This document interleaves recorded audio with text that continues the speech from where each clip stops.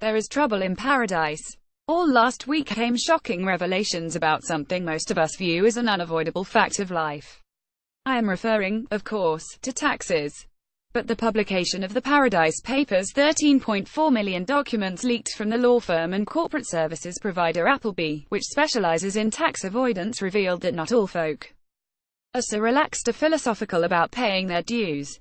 Yet again, a lid has been lifted on the lives of the superrich. Remember the Panama Papers? Anyone like raising a stone to expose the same 1% of humanity getting fat at everyone else's expense?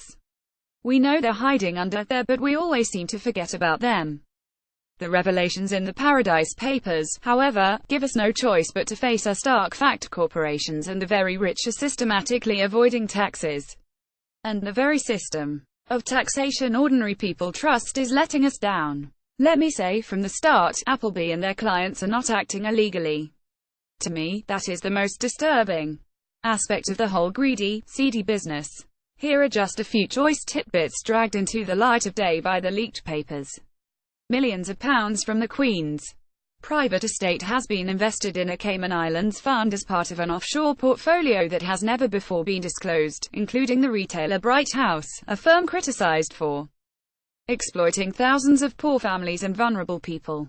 Last month, Bright House was ordered to pay £14.8 million in compensation to 249,000 customers, after accusations of overcharging, and using hard sell tactics on people with mental health problems and learning disabilities.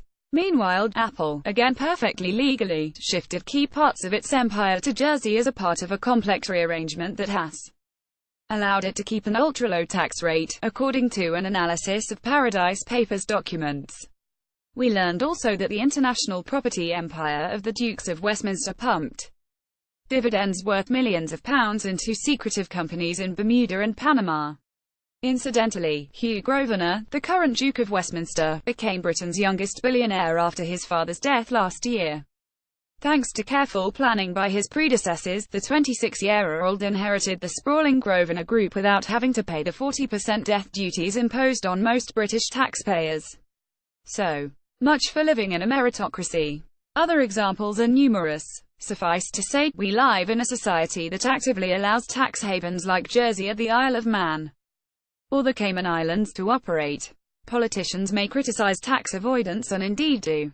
David Cameron called tax avoidance morally wrong, and George Osborne labeled tax avoiders leeches on society. But fine words butter no parsnips. The reality is that HMRC is not doing its job properly, and that is a political choice by the government. For example, in 2009, HMRC set up a specialist unit to investigate high-net-worth individuals. But when the House of Commons Public Accounts Committee examined the unit's work this year, they uncovered it was today raising £1 billion less than when it was set up. Of the 72 investigations into wealthy individuals opened by HMRC in the 5 years to 2016, only one resulted in a prosecution. Such failures can hardly have been helped by the government's decision to shed 40% of its staff in the last decade. Let us not pretend our lives in York are unaffected by tax dodging. For years we have been told that there is not enough money for social care, the NHS, schools, libraries. The reality is that we will always have third-rate public services while the wealthy are allowed to get away with not contributing their fair share.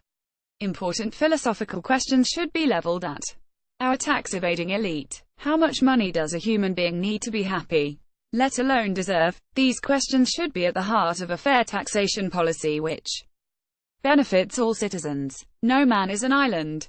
It is high time we shut down offshore tax havens like Jersey, Bermuda and the Isle of Man for everyone's good.